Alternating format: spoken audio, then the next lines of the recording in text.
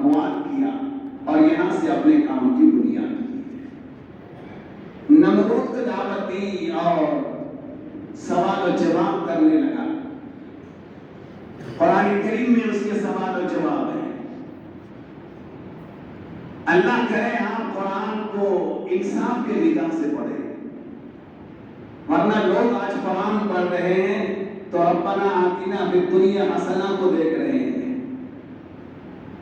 یعنی ہر اپنے مطلب کی آیت قرآن میں دیکھتے ہیں. قرآن کی ہر آیت آپ کو اس بات کی دعوت دیتی ہے کہ آپ دنیا میں داعی ہے اور آپ کا فریض منصبی دعوت ہے. ایک لفظ ایک آیت میں ہر لفظ یہ کہہ رہا ہے. یہ تو قرآن کریم میں ہے کہ ابراہیم علیہ السلام نے نمرود کو دعوت دی تو وہ سوال جواب کرنے لگ گیا. عجیب و غریب اس کے سوالات پوچھے رہے اور ابراہیم علیہ السلام نے کہا کہ میرا رب وہ ہے جو مردے کو زندہ کرتا ہے اور زندے کو مردہ کر دیتا ہے. تو نمرود نے کہا یہ تو میں بھی کر دیتا ہوں. 2 قیدیوں کو بلایا، ایک کو قتل کیا، ایک کو آزاد کر دیا. کہا یہ میں بھی کر سکتا ہوں. اور سوال و جوابات کیے تو ابراہیم علیہ السلام نے کہا کہ میرا رب تو وہ ہے جو روزانہ سورج مشرق سے نکالتا ہے تو ذرا مغرب سے نکال دے. اس پر وہ لاجواب ہو گیا اور اس لاجواب پر ابراہیم علیہ السلام کے مقابلے میں آیا. اسی واقعے پر آتش کرے نمرود کا واقعہ پیش آیا. انا ربکم الاعلی کنارہ لگانے والا، اپنی خدائی کے ڈب کے بجانے والا، ایک اللہ کے خلیل کو، اللہ کے ایک نبی کو جلانے کے لیے کتنی لکڑیاں کافی ہیں؟ اتنی لکڑیاں ایک دو گٹھے ڈالو چل جائے گا. لیکن اعلان کیا گیا ہے کہ جو بھی ابراہیم کو جلانے کے لیے لکڑیاں لائے اسے انعامات دیا جائے گا. تفسیر معارف میں ہے کہ بیمار عورتوں کی بھی منتیں مانگی تھی کہ اگر ہم اچھے ہو جائیں گے تو ابراہیم علیہ السلام کے جلانے کے لیے لکڑیوں کو کاٹ کر جنگل سے الاؤ میں ڈال دیں گے. حضرت علامہ حقانی نے لکھا ہے کہ اس زمین پر اتنا بڑا الاؤ قیامت تک بھی جلایا نہیں جائے گا جو ایک نبی ابراہیم خلیل علیہ السلام کے لیے جلایا گیا، جس کی لپیٹیں آسمان تک چلی گئی تھی. اور ایک اللہ کے نبی اور خلیل کے لیے یہ اکیلا داعی ہے اور زمانہ پورا مخالف ہے. اسی لیے کہتے لاکھ زمانہ مخالفت پہ آ جائے داعی اپنے اس دعوت کے کام میں استقامت سے کھڑا رہے، متزلزل نہ ہو. جتنے داعی کے اندر استقامت آئے گی اتنی اس کی دعوت کے کام میں جان آئے گی. استقامت دیکھنا ہے ابراہیم علیہ السلام کی دیکھے کہ اکیلے کے اتنا بڑا الاؤ ہے. جب آگ میں ڈالنے کا مشورہ کیا جا رہا ہے کیا کیا جائے، کیسے ڈالا جائے، تو شیطان لعین نے یہ رائے دی کہ اس کو بذریعہ گوبر میں ڈال کر آگ میں پھینک دیا جائے. اور یہ پہلے نبی ہے جو اللہ کے لیے ننگے کیے جا رہے ہیں. یہ پہلے نبی ہے جو اللہ کے لیے باپ کو چھوڑ رہے ہیں. یہ پہلے نبی ہے جو اللہ کے لیے دعوت کے راہوں میں ہجرت کر رہے ہیں. ہمارے دین کو دین ابراہیمی کہتے ہیں. یہ دین ابراہیمی ہجرت قربانی اور دعوت کے میدانوں سے آگے بڑھتا ہے. ابراہیم علیہ السلام کو وہ بندر قرآن نے کھینچا ہے اور مفسرین کرام نے وہ منظر کشی کی ہے. تفسیر ابن کثیر میں ہے کہ گوبر بنا کر ڈالنے کا منظر اور ننگا کرنے کا منظر پیش کیا. اللہ تعالیٰ کا نظام حرکت میں ہے. اللہ تعالیٰ نے جبرائیل علیہ السلام، میکائیل علیہ السلام اور دیگر مقرر فرشتوں کو بھیجا مدد کے لیے. میکائیل علیہ السلام بارش کے برسانے کا فرشتہ ہے. پوری دنیا میں کتنی بارش برسانا ہے اللہ کے حکم سے برساتا ہے. یہ بادلوں میں بارش برسانا یہ اللہ کا کام ہے. قرآن کہتا ہے ان اللہ عنده علم الساعة وينزل الغيث ويعلم ما في الأرحام وما تدري نفس ماذا تكسب غدا وما تدري نفس بأي أرض تموت ان اللہ علیم خبیر. یہ 5 چیزوں کا تذکرہ قرآن میں ہے جس میں بارش کا بھی ہے. ان اللہ عنده علم الساعة، کوئی نہیں جانتا قیامت کب آئے گی، کس وقت آئے گی. پیارے نبی آقا رحمت نے اشارے دیے، قیامت کی علامتیں بتلائی. محل وقوع قیامت کا اللہ جانتا ہے. حدیث میں آتا ہے وہ جمعہ کا دن ہوگا، قیامت جمعہ کے دن واقع ہوگی. ان اللہ عنده علم الساعة، کوئی نہیں جانتا قیامت کب آئے گی. وَيُنَزِّلُ الْغَيْثَ، کوئی نہیں جانتا بارش کب ہوگی، کہاں ہوگی، کتنی ہوگی، اللہ جانتا ہے. سارے محکمہ موسمیات فیل ہوتے ہیں، پیشین کوئی کچھ ہوتی ہے، ہوتا کچھ ہے. اللہ نے اپنے قبضے میں رکھا اس کو. وَيَعْلَمُ مَا فِي الْأَرْحَامِ، کوئی نہیں جانتا ماں کے پیٹ میں کیا بن رہا ہے، لڑکا بن رہا ہے، لڑکی بن رہی ہے. مادر رحم میں جو ماں اپنے بچے کو پیٹ میں لے کے چلتی پھرتی ہے، وہ یہ بھی نہیں جانتی اندر کیا بن رہا ہے. اور باپ بھی نہیں جانتا ہے، ماں بھی نہیں جانتی ہے. وَيَعْلَمُ مَا فِي الْأَرْحَامِ، اللہ جانتا ہے اندر کیا ہے، لڑکا ہے، لڑکی ہے، اس کا علم اللہ کو ہے. کوئی یہ نہیں جانتا میں کل کیا عمل کروں گا، کوئی یہ نہیں جانتا میری موت کب آئے گی. ان اللہ علیم خبیر، اللہ کی ذات جانتی ہے موت کب آئے گی، کس وقت آئے گی، کس حال میں آئے گی. عرض میں یہ کر رہا ہوں کہ اللہ تعالیٰ کا نظام ایک نبی کی دعوت کی برکت سے کیسے حرکت میں آیا ہے. اور ابراہیم علیہ السلام وہ نبی ہے کہ اللہ ان کی مدد کے لیے فرشتوں کو بھیج رہا ہے. فرشتے میکائیل نے کہا پل بھر میں اے اللہ کے خلیل اس الاؤ کو بجھا دیتا ہوں. پل بھر میں، بس اتنا بھی وقت نہیں لگے گا مجھے. اللہ نے میرے ذمہ بارش کو برسانا، یہ میری ذمہ داری ہے. اللہ کے خلیل نے انکار کر دیا. کہاں میکائیل بولو خود آئے ہو، یہ اللہ نے بھیجا ہے. کہ آپ کی ذات پہ رحم آ گیا، میں خود آ گیا. سجا مجھے ضرورت نہیں ہے. کیا وہ اللہ مجھے جانتا نہیں ہے، مجھے دیکھتا نہیں ہے میں کس حال میں ہوں. جبرائیل جیسے فرشتہ آیا، ایک پل بھر میں مشرق و مغرب، حدیث میں آتا ہے جبرائیل علیہ السلام کا پہلا قدم مشرق، دوسرا مغرب میں ہوتا ہے.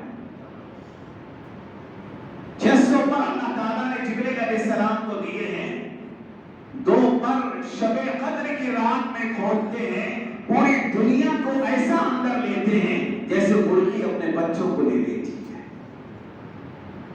اتنا بڑا فرشتہ ہے. نہیں جبرائیل مجھے تمہاری ضرورت نہیں ہے. استقامت تو دیکھیے. ہم تو چلے 4 مہینے سال، یہ تو ہمارے بزرگوں کی ترتیب ہے اس کام پہ کھڑا ہونے کے لیے. ہزاروں ہم 4 مہینے لگانے والے اپنے شہر میں ایسے ہیں کہ مقامی گشت اور مقامی 5 کام بھی ان کو نصیب نہیں ہوتے ہیں، جبکہ محنت اسی کی ہے، طریقہ کار وہی ہے. یہ مقامی کام پہ جمیں، اس کے دل میں درد ہے، نبی کی امت کا درد آئے.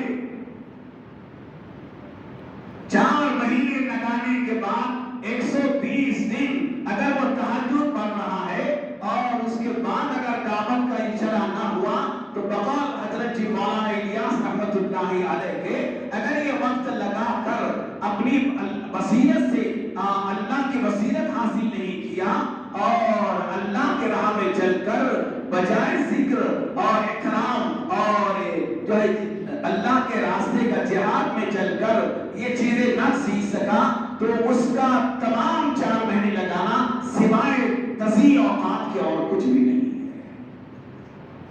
اوقات گزاری ہے اور کچھ نہیں ہے.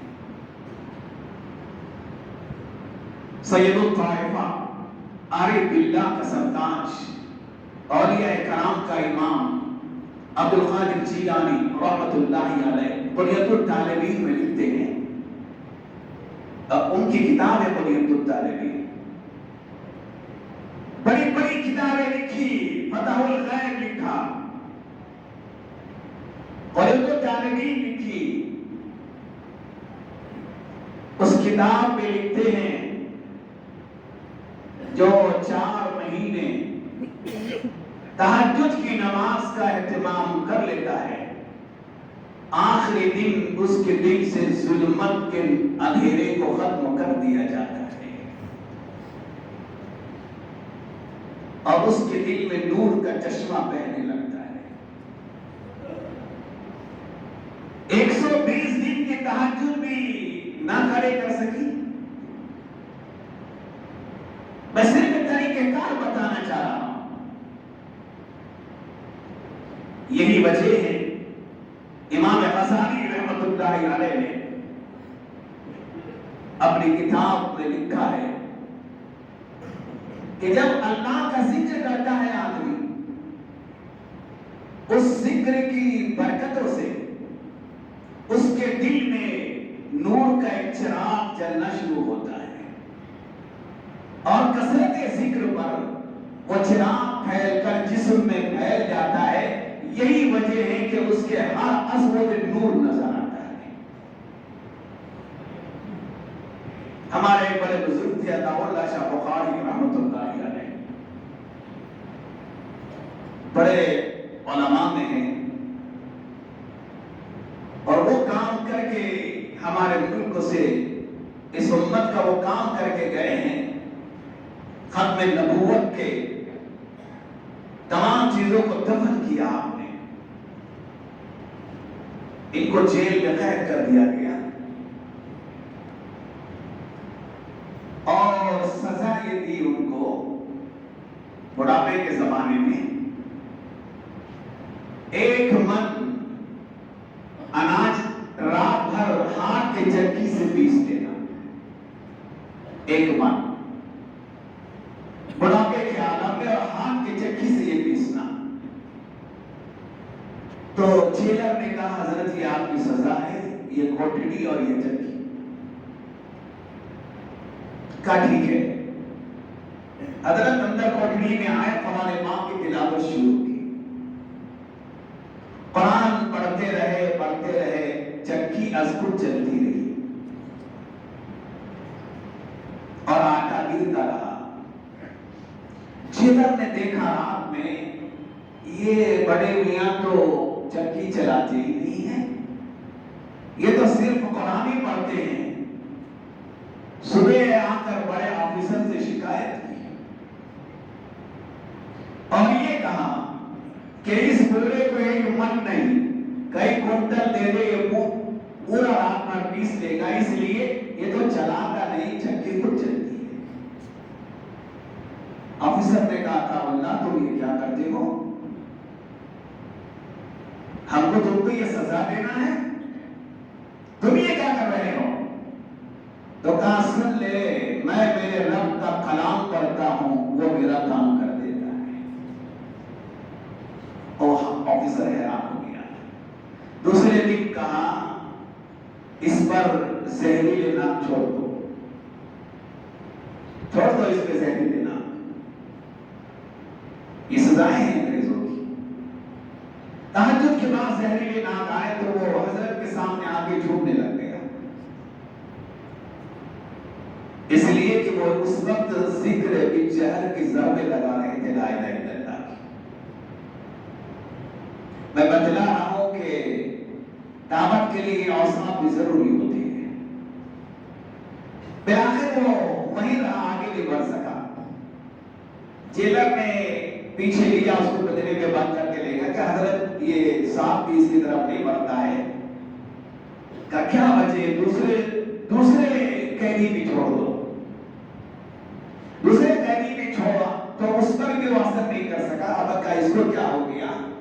حضرت عطا اللہ شاہ سے پوچھا، عطا اللہ شاہ رحمت اللہ علیہ نے فرمایا کہ اسے کچھ بھی نہیں ہوا، ذکر کے نور سے یہ اندھا ہو گیا ہے۔ اتنی پختگی اوصاف کے بنانے میں، 4 مہینے کے لگانے میں، چلے کے لگانے میں، تو استقامت دیکھے، خلیل کے استقامت دیکھے۔ از خود اللہ تعالیٰ نے ابراہیم علیہ السلام کے لیے آنکھ سے کلام کیا، جبرائیل کو بھی استعمال نہیں کیا۔ جبرائیل علیہ السلام کا واسطہ ہے نا اللہ کی وحی لانے میں، ہر نبی کے بعد جبرائیل علیہ السلام نے وحی لائی ہے۔ یہاں بنا واسطہ اللہ تعالیٰ نے بنا واسطہ آنکھ سے خطاب کیا اور یہ کہو یا نارکونی برکم وسلام علی ابراہیم، خبردار ہے آپ، تو میرے پیغمبر ابراہیم کو نہیں جلا سکتی، سلامتی کی جگہ بن جا، بردن و سلامت بن جا، اور اتنی بھی ٹھنڈی نہیں ہونا کہ پیغمبر کو سردی لگنے لگے، اور اتنی بھی گرم مت رہنا کہ اسے پسینہ آنے لگے۔ یہ خلیل کی استقامت ہے۔ اس لیے حدیث میں آتا ہے قیامت کے دن سب سے پہلے جنت کا لباس انبیاء علیہ السلام کے مقام و مرتبے کے اعتبار سے ابراہیم علیہ السلام کو پہنایا جائے گا، جو سب سے پہلے اللہ کے لیے بنانا کی گئی۔ اب آگ میں ہیں، میں دعوت کی برکتیں بتا رہا ہوں اور آپ کو یہ اثر نہیں کرتی ہے۔ اتنی شرابوش آگ ہے کہ آسمان کے فضاؤں پر بھی اگر کوئی پرندہ پرواز کرتا تو اس کے فضا اور اس کے بھاپ سے گر جاتا نیچے۔ ابراہیم علیہ السلام اس کو آ رہے ہیں، اللہ کے دعوت دینے کے لیے عطل ہو جانا، اپنی جان کی بازی لگا دینا، جان کی کوئی پرواہ نہیں کرنا دعوت دینے میں، اپنی جان کی بازی لگائی، دعوت نبرود کے سامنے پیش کیا، مقابلے میں آیا، تیار ہو گئے اپنی جان کو قربان کرنے کے لیے۔ بالآخر اللہ تعالیٰ نے آپ کو پاک کر دیا۔ علامہ اقبال رحمت اللہ علیہ کہتے ہیں آج بھی ہو ابراہیم سا ایمان پیدا، آپ کر سکتی ہے امداد گلشتہ پیدا۔ کوئی بتائے نا، پیغمبر خلیل کی استقامت تو دیکھے نا۔ مولانا اشرف علی تھانوی رحمت اللہ علیہ نے لکھا ہے ابراہیم علیہ السلام آگ میں ہیں اور تماشائی مجمع، لاکھوں تک تماشائی مجمع کھڑا ہے، انجام کیا ہو رہا ہے؟ یہ تماشائی لوگ ہوتے ہیں جو دین کے کام کو سمجھتے بھی نہیں ہے اور تماشا سمجھ کر دین کے کام کرنے والوں کا تماشا دیکھنے آتے ہیں۔ تمسخر کرنے آ جاتے ہیں، ان کے گویا کے ایک قسم کو ان کو ذہنی تکلیف دینے کے لیے آ جاتے ہیں۔ ابراہیم علیہ السلام کے لیے بھی یہ تماشائی لشکر آ گیا اور دیکھنے لگا، لیکن حیران ہو گئے اور یہ کہا ابراہیم کہو نا تم کیوں جلتے نہیں ہیں یا تمہیں کیوں نہیں جلاتی ہے؟ نمرود کی بیٹی اپنے پہلے سرا میں ہے، وہ کہہ رہی ہے اپنے باپ سے کہ ابا یہ دیکھ لینا کیسی آگ اس پہ اثر نہیں کرتی ہے، کہو ابا میں اس سے سوال کرتی ہوں، بولو مجھے اجازت دے دو میں سوال کرتی ابراہیم کو یہ آگ تمہیں کیوں نہیں جلا رہی ہے؟ جب سوال کیا سرا سے، بلڈنگ سے اور محل سے، بولو ابراہیم علیہ السلام یہ آگ تمہیں کیوں نہیں جلا رہی ہے؟ حضرت ابراہیم علیہ السلام نے کہا میں ایک کلمہ جانتا ہوں، اگر وہ کلمہ تو پڑھ کر اس آگ میں آ جائے گی یہ آگ تجھے بھی نہیں جلائے گی۔ انداز نرالا ہے دعوت کا، پہلے مجاہدے کی بھٹی میں تو ڈالنا ہوگا اپنے آپ کو، تعیش میں دعوت نہیں، آرام طلبی میں دعوت نہیں، جوہد کے راستے سے دعوت ہے۔ یہ راہیں ہیں جس کو صحابہ کی راہوں کو اللہ نے قرآن میں بیان کیا ہے۔ دعوت کی راہ میں صحابہ کا چلنا، صحابہ کا دوڑنا، صحابہ کی راہیں اللہ قرآن میں بیان کر رہا ہے کہ دعوت کا دائی کا جو راستہ ہے، جس راستے کا وہ راہی ہے وہ مجاہدے سے شروع ہوتا ہے اور اللہ کی مدد پہ ختم ہوتا ہے۔ قرآن کہتا محمد رسول اللہ والذین معاہ اشداء علی الکفار رحماء بینہم تراہم رکعا سجدا یبتغون فضلا من اللہ ورضوانا سیماہم فی وجوہہم من اثر السجود۔ یہ قرآن کریم کی آیت دیکھیں آپ کہ محمد اللہ کے رسول ہے، ان کے ساتھ والے حضرات صحابہ جنہوں نے جان کی بازی لگائی، اللہ کے دین کو دنیا کے کونے کونے میں پہنچا دیا، وہ کیسے ہیں؟ رحماء بینہم، آپس میں بڑے رحم دل ہے، جب ملتے ہیں تو خبرگیری کرتے ہیں، خود پیاس سے شہید ہو جاتے ہیں، اپنے بھائی کو پلانے کا انتظام کرتے ہیں، اتنے رحم دل ہے، اتنے رحماء بینہم کا پیکر ہے کہ ایک صحابی کے بارے میں پیارے نبی آقا رحمت نے فرمایا کہ اس نے بکری کی سرنی بنائی، بکری کی پایا اور مونڈی بنا لیا۔ حدیث میں آتا ہے کہ اگر تم گھروں میں اچھا پکاؤ، اپنے پڑوسی کے حق کو ادا کرو، ان کے گھر کے اندر وہ پہنچاتے رہو۔ اگر کوئی گھر میں اچھا پکا رہا ہے اس کے لیے حکم حدیث میں وہ اپنے پڑوسی کے حق کو ادا کرے، پڑوسی کے وہاں اس کو روانہ کرے، اور اگر روانہ نہیں کرتا ہے تو ایسا عمل کرے کہ پڑوسی کے اس کو کھانے کی خوشبو نہ پہنچ سکے یا اس کے بچوں تک وہ دھواں نہ جا سکے تاکہ وہ دل میں دلملا نہ اٹھے۔ تو صحابہ کا رحماء بینہم یہ ہے کہ بکری کی منڈی پایا پک رہا ہے اور پکا کر اپنے پڑوس میں دے رہے ہیں۔ جی کتنا ہم اسلام سے دور ہوئے، ان بڑے بڑے محلوں نے پڑوسیوں کے حقوق کو ضائع کر دیا ہے۔ انہیں کیا خبر کون بھوکا مر رہا ہے، کون بیمار مر رہا ہے، کون یتیم تڑپ رہا ہے؟ یہاں کے رسول اللہ صلی اللہ علیہ وسلم کا ارشاد عالی ہے کہ للجار حق، پڑوسی کا حق ہے۔ صحابہ یہ دائی ہے نا، دنیا میں دعوت کیسی پھیلی، دنیا میں کیسے ان کے اخلاق سے، کردار سے اللہ نے دین کو پہنچایا، پکایا، پڑوس میں دیا۔ اس پڑوسی نے کہا یہ بہترین نعمت ہے، اس نے اپنے پڑوسی کو دیا، اس نے اپنے پڑوسی کو دیا۔ 7 گھر تک وہ پہنچ گیا، 8ویں گھر وہیں آ گیا۔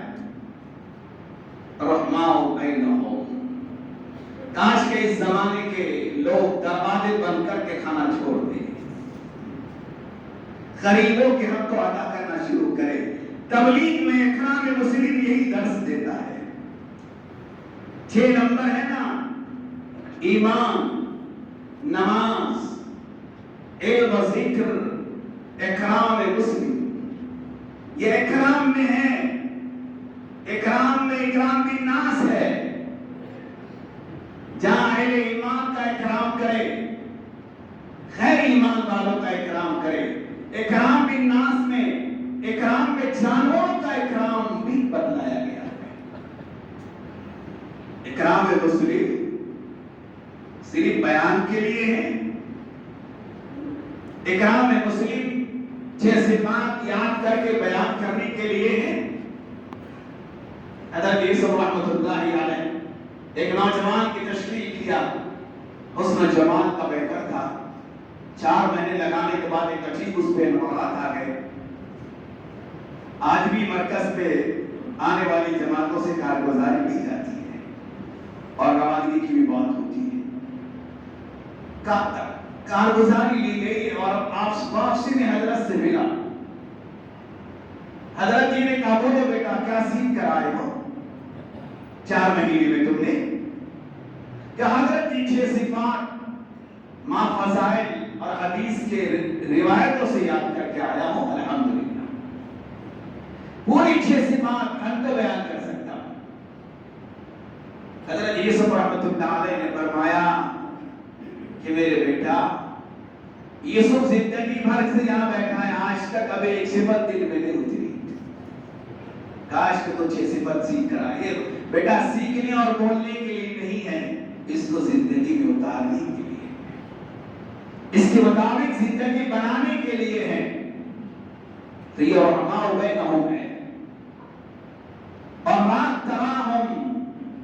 रातें उनकी रुकू और सजदे में है। दावत की राह में, मैदान जिहाद में ग़ैज़ व ग़ज़ब का मुज़ाहरा करते हैं।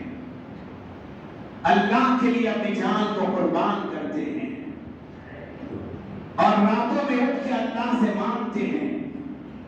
तहज्जुद की बरकतें उनके चेहरों पे सीमाहुम फी वजूहिहिम मिन असरी सुजूद, सुबह नुमाया उनके चेहरों पे तहज्जुद का नूर नजर आता है। ये दाई के औसाफ है। जितना मुक्ता होगा, जितना मुजाहिदे में उतरेगा, अल्लाह उसकी दावत में असर डाल देगा। तो नमरूद की बेटी ने कहा, बोलो इब्राहिम तुम जानते क्यों नहीं है? कहा मैं एक कलमा जानता हूँ, अगर वो तू पढ़कर यहाँ आ जाए। हज़रत मौलाना शरीफ अली थानवी रहमतुल्लाह अलैह ने बहश्ती ज़ेवर की इब्तिदा में मस्तूरात का बयान किया है। उसमें ये वाक़या लिखा है कि उस लड़की ने कहा, कहो इब्राहिम तुम कौन सा कलमा जानते हो? अगर मैं पढ़ लूं और आप में आ जाओ तो मुझ पे असर न करे। इब्राहिम अलैहिस्सलाम ने कहा, कह दो ला इलाहा इल्लल्लाह इब्राहिम और खलीलुल्लाह। आओ आपके अंदर। जब उसने ये कलमा पढ़ा और आग के अंदर छलांग लगाई है, नमरूद की बेटी ने, उस वक्त जितना भी मजमा था एक पल भर में सब ईमान में दाखिल हो गया था। ये जुहद का रास्ता है, इसमें उतरना होगा दाई को, अपनी जान की बाजी लगाना होगी। फिर बातिल भी टूटता है। नमरूद टूटा नहीं टूटा। लंगड़े मच्छर से अल्लाह चाहे तो जिब्राइल से हलाक कर सकता था उसको। अल्लाह ताला ने एक हकीर मखलूक चाहता तो जिब्राइल से हलाक कर देता। अल्लाह ने कहा, इसको जिब्राइल की क्या जरूरत है? इसको तो ऐसे हकीर मखलूक से हलाक करूंगा कि हर आने वाला इसको जूते मारे और ये मर जाए। तो दाई में उतनी इस्तिकामत आ जाए, दाई में उतने औसाफ आ जाए। हज़रत यूसुफ रहमतुल्लाहि अलैह ने हयात सहाबा में पहला बाब दावत का बांधा है। इस उम्मत का फरीज है मनसबी दावत, इस उम्मत का दुर्र इम्तियाज दावत। कुंतुम खैरा उम्मतिन उखरिजत लिन्नास तअमुरूना बिल मारूफ व तनहौना अनिल मुनकर व तु'मिनूना बिल्लाह। तुम बेहतरीन उम्मत हो, तुम्हें इसीलिए निकाला गया है कि तुम तअमुरूना बिल मारूफ, अल्लाह यानी अच्छाई का हुक्म करती हो, बुराई से रोकती हो, एक अल्लाह पर ईमान लाती हो। हर फर्द उम्मत का ये फरीज है, मनसबी है, कोई तखसीस नहीं है कि उलमा करेंगे, जोहला नहीं करेंगे, गरीब करेंगे, फकीर नहीं करेंगे। जिसने ला इलाहा इल्लल्लाह पढ़ लिया, अमीर हो, गरीब हो, फकीर हो, बादशाह हो, عالم ہو جاہل ہو وہ مکلف ہے اس بات کا کہ اس کلمے کی دعوت کو لے کر کھڑا رہے. یہ امت کا طب امتیاز ہے. اسی دعوت کو رسول اللہ صلی اللہ علیہ وسلم نے بیٹھک میں موقف کے اندر جب مشرقین مکہ اب ان کے چچا ابو طالب کے پاس آ گئے اور یہ کہا ابو طالب یہ بھتیجے کے دین نے پورے مکے میں تفریقے ڈال دیے ہیں. بیٹا باپ سے الگ, بھائی بھائی سے الگ, شوہر بیوی سے الگ, لات اور حبل اور منات کے خلاف آواز اٹھا دیا ہے.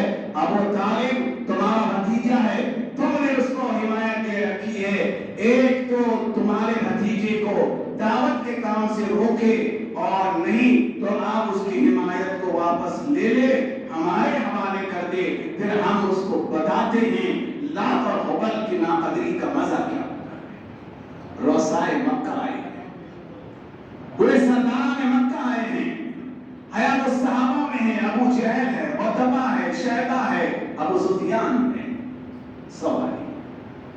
رسول اللہ صلی اللہ علیہ وسلم کی شکایت لے کر آئے ہیں, ساری شکایت لکھی.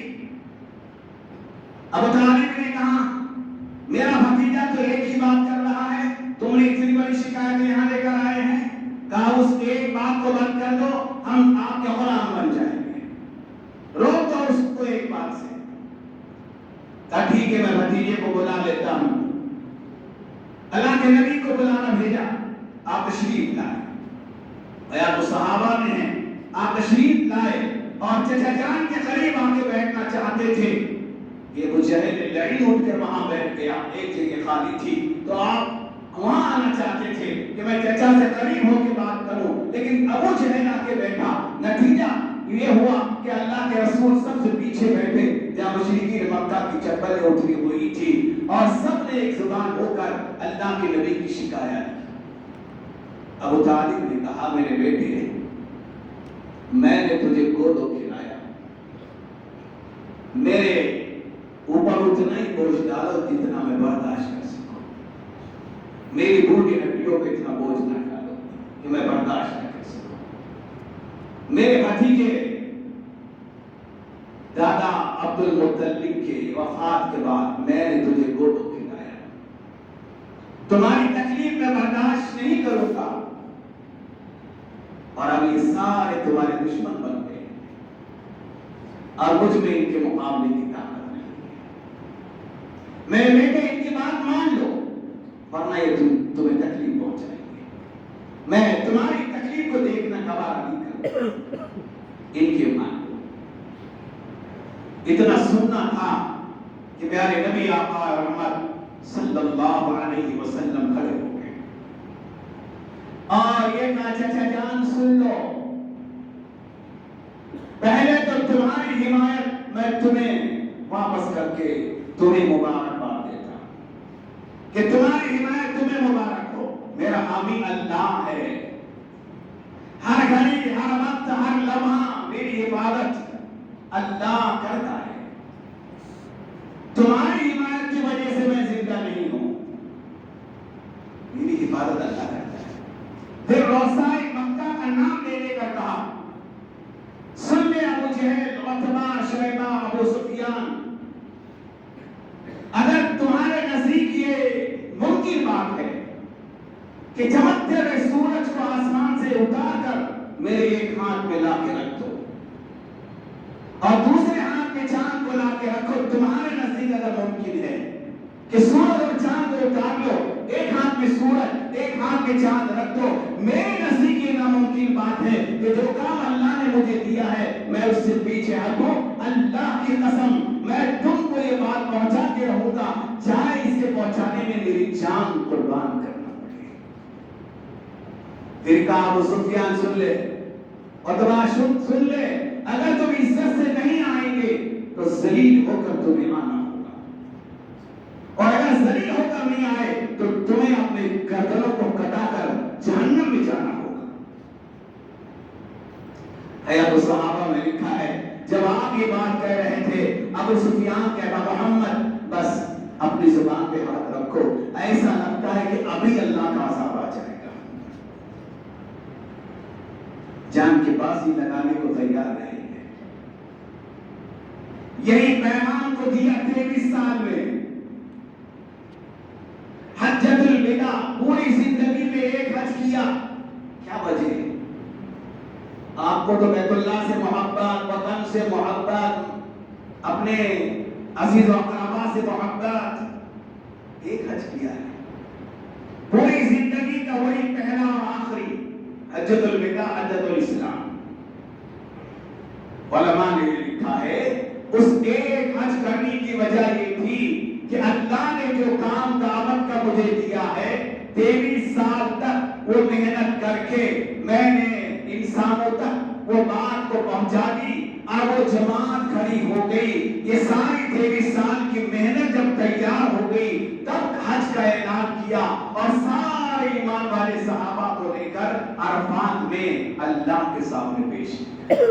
یہ میری محنت ہے اللہ، آپ نے جو کام مجھے دیا تھا میں نے اس پیغام کو پہنچایا. اللہ کا حکم تھا یا ایھا رسول بلغ ما انزل الیک من ربک وان لم تفعل فما بلغت رسالتہ. میرے نبی میرے پیغام کو پہنچا دیجیے. اگر اسے پہنچانے میں آپ نے غفلت و سستی کا مظاہرہ کیا تو آپ نے نبوت اور رسالت کے حق کو ادا نہیں کیا. یا اللہ، میں نے مکے کے گلیوں میں 11 سال تک ان کو ایمان کی دعوت دی اور اللہ کی طرف بلایا. بہت گھٹن مصیبتیں آئی ہیں، ایسی مصیبتیں جس کے بارے میں رسول اللہ صلی اللہ علیہ وسلم فرماتے ہیں جتنا مجھے ڈرایا گیا، جتنا مجھے دھمکایا گیا، جتنا مجھے ستایا گیا اس کام میں، اتنا کسی نبی کو ڈرایا اور دھمکایا اور ستایا نہیں گیا. لیکن اللہ تعالیٰ نے ہجرت مدینہ کے بعد وہ دین، اس دین کو تکمیل کیا، اور آپ نے پوری محنت لے کر اللہ کے بارگاہ میں حاضر کیا. عرفات کے میدان میں ایک روایت کے مطابق 1,24,000 صحابہ کا مجمع ہے، اور آپ ان سے مخاطب ہیں. آپ ان سے مخاطب ہیں، خطبہ دے رہے ہیں، کہہ رہے ہیں بتاؤ کیا میں نے اللہ کا دین پہنچا دیا؟ سارے صحابہ کہتے ہیں بے شک پہنچا دیا، اس کا حق ادا کر دیا.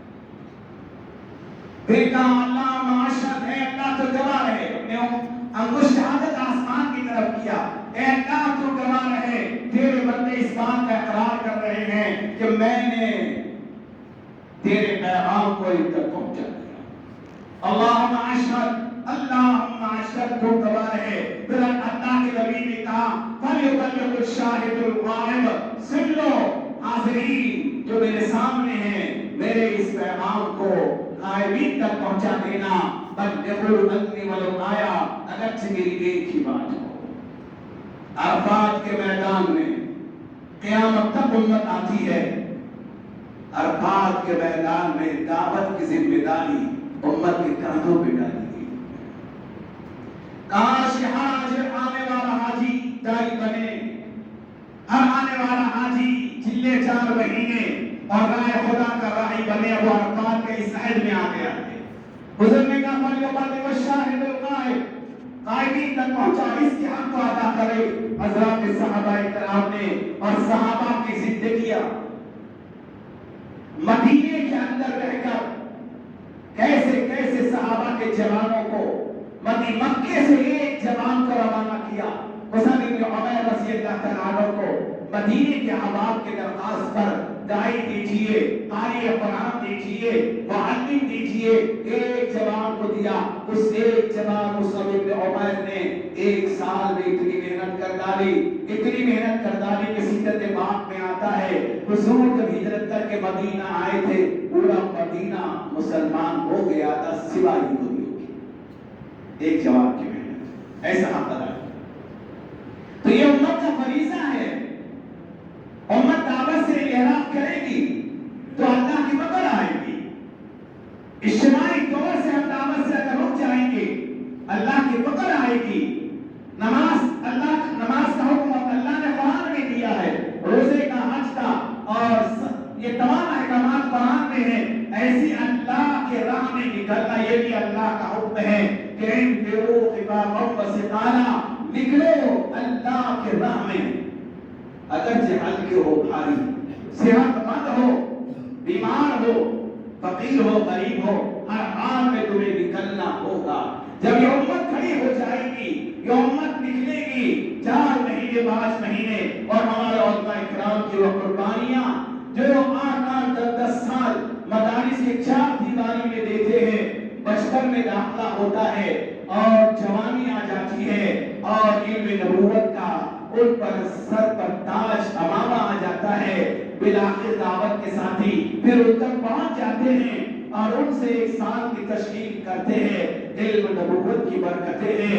ایک عالم جو 10 سال دیتا ہے پھر پہلے سال کے لیے تیار ہو جاتا ہے، یہ عالم کا جگر ہے، پھر وہ دوسرے سال کے لیے تیار ہو جاتا ہے، پھر وہ تیسرے سال کے لیے تیار ہو جاتا ہے۔ یہ تو اللہ نے علماء کی یہ ذمہ داری نائب نبوت کی وجہ سے بھی نہیں ہے، لیکن ہمارا یہ مجمع آزاد اور